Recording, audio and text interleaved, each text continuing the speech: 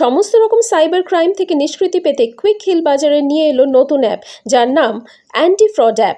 আজ কলকাতার তাজ বেঙ্গল হোটেল সংস্থার কর্ণধার স্নেহা কাক্কর ও Sanjay Kakkar. Bureau report, news Bharat 24 hours. बोलते हैं और जो अपना पैसा इन्वेस्ट होने के बाद वो फेक दिखाते हैं कि वो ग्रो हो रहा है, उसके लिए उनका ऐप रहता है जो कि वो डाउनलोड करने बोलते हैं, जहाँ से हम अपना इन्वेस्टमेंट मॉनिटर करते हैं। वो ऐप इटसेल्फ फेक होता है। तो जैसे ही ये ऐप आपके फ़ोन में आएगा और आपके पास अगर एंटी फ्रॉड इंस्टॉल्ड है तो वो तुरंत बता देता है कि ये फ्रॉड्यूलेंट ऐप है और ये फ्रॉड्यूलेंट ट्रांजैक्शन है। तो वार्निंग दे देता है। अभी बाकी यूज़र को करना पड़ता है। जैसे स्नेहा ने राइटली एक्सप्लेन किया कि एंटीवायरस और ये कैसी चीज़ है कि वो मैलिशियस प्रोग्राम आ रहा है, हम उसको स्टॉप कर रहे हैं, वो सब ऑटोमेटिक होता है।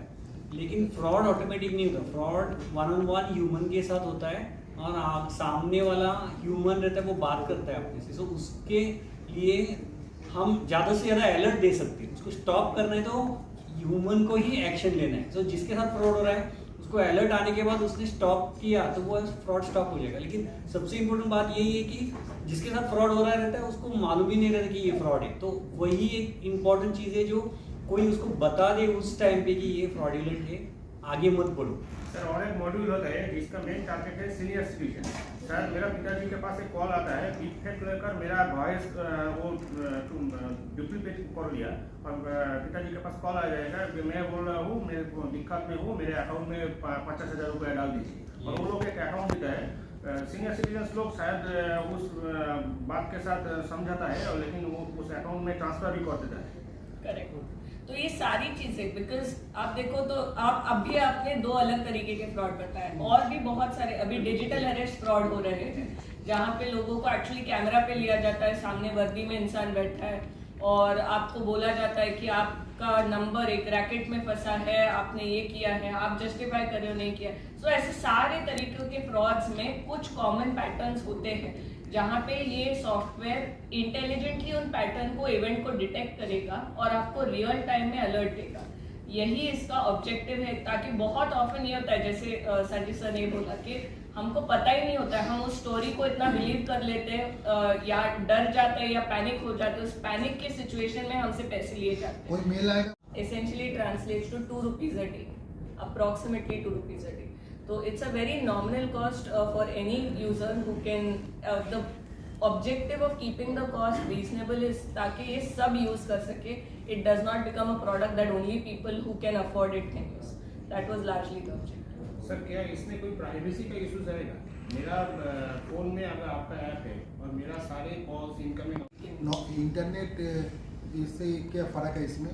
जो आपका जो इंटरनेट क्विक हिल इंटरनेट सिक्योरिटी है उससे ये फ़र्क क्या है?